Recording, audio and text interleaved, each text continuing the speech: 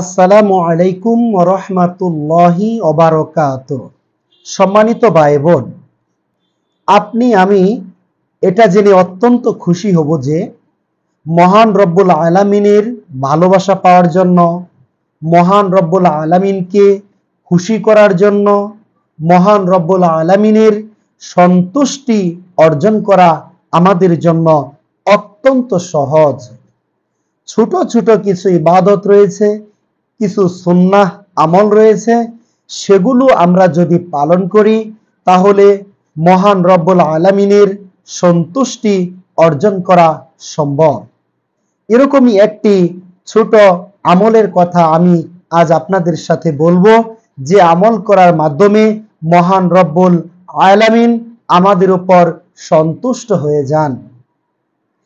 এই পানি, এক গ্লাস পানি পান করার পর কেউ যদি আলহামদুলিল্লাহ বলে, আল্লাহ তাআলা ওই বান্দার উপর সন্তুষ্ট হয়ে যান।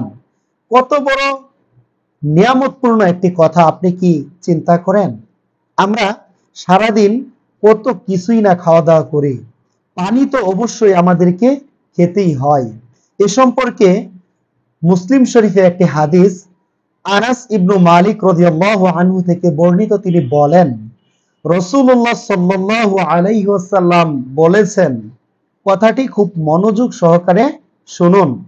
রাসূলুল্লাহ সাল্লাল্লাহু আলাইহি ওয়াসাল্লাম বলেছেন, আল্লাহ তাআলা ওই বান্দার উপর সন্তুষ্ট হয়ে যান যেই বান্দা কোনো কিছু খাওয়ার পর মহান রব্বুল আলামিনের কৃতজ্ঞতা স্বীকার করার জন্য আলহামদুলিল্লাহ বলে। তাহলে আলহামদুলিল্লাহ বলার মাধ্যমে আমরা আল্লাহ তাআলার সন্তুষ্টি অর্জন করতে পারি। এই হাদিসে রাসূলুল্লাহ সাল্লাল্লাহু আলাইহি ওয়াসাল্লাম বলেছেন, কোন ব্যক্তি যখন পানি পান করে, পানি পান করার পর আল্লাহ তাআলার কৃতজ্ঞতা স্বীকার করে আলহামদুলিল্লাহ বলে, আল্লাহ তাআলা তার উপর সন্তুষ্ট হয়ে যান। সম্মানিত ভাই বোন, এখন প্রশ্ন হলো, আমরা কজন মানুষ পানি পান করার পর আলহামদুলিল্লাহ বলে থাকি? আমরা আল্লাহ তাআলার নিয়ামত ভোগ করে থাকি, আমরা অনেক খাবার গ্রহণ করে থাকি। আমরা অধিকাংশ মানুষ খাবার গ্রহণ করার আগে বিসমিল্লাহ বলতে হয়, এটাও আমরা বলি না। খাবার গ্রহণ করার পর আলহামদুলিল্লাহ বলতে হয়, এই আলহামদুলিল্লাহ আমরা অধিকাংশ মানুষ বলি না। আমরা মানুষ আসলে কতটা অকৃতজ্ঞ, কতটা বেশি পরিমাণ অকৃতজ্ঞ হওয়ার ফলে আমরা মহান রব্বুল আলামিনের নিয়ামত খাওয়ার পরও আমরা শুকরিয়া আদায় করতে পারি না। সম্মানিত ভাই বোন, আপনি নিজেই খেয়াল করে দেখুন, আপনি সারাদিন কতবার পানি খান। এই পানি খাওয়ার আগে আপনি কি সত্যিকার অর্থে বিসমিল্লাহ বলেন? আর খাওয়ার শেষে আপনি আলহামদুলিল্লাহ বলেন কিনা আপনি নিজেই একবার মনে করে দেখুন তো।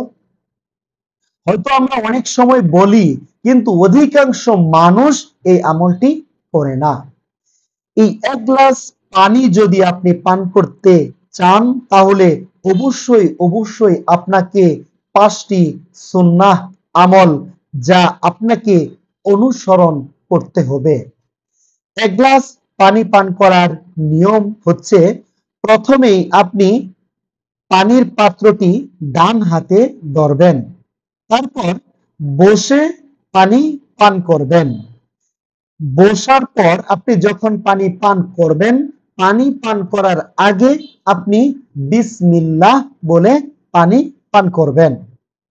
1 নাম্বার হচ্ছে ডান হাতে পানির পাত্র ধরতে হবে। 2 নাম্বার হচ্ছে বসে পানি পান করতে হবে। 3 নাম্বার হচ্ছে বিসমিল্লাহ বলে পানি পান করতে হবে। 4 নাম্বার হচ্ছে 3 শ্বাসে পানি পান করতে হবে। 5 নাম্বার হচ্ছে পানি খাওয়ার শেষে আলহামদুলিল্লাহ বলতে হবে। এভাবে আমরা যদি পানি পান করি, এই পানি পান করার মাধ্যমে আমরা মহান রব্বুল আলামিনের সন্তুষ্টি অর্জন করতে পারবো ইনশাআল্লাহ। তো সম্মানিত ভাই বোন, আসুন আমরা সুন্নাহ ভিত্তিক, সুন্নাহ মোতাবেক জীবন পরিচালনা করি। পানি যেহেতু আমরা প্রতিদিন খাই, অতএব এই সুন্নাহগুলো আমল করার মাধ্যমে আসুন আমরা পানি পান করি এবং আল্লাহ তাআলার সন্তুষ্টি অর্জন করি।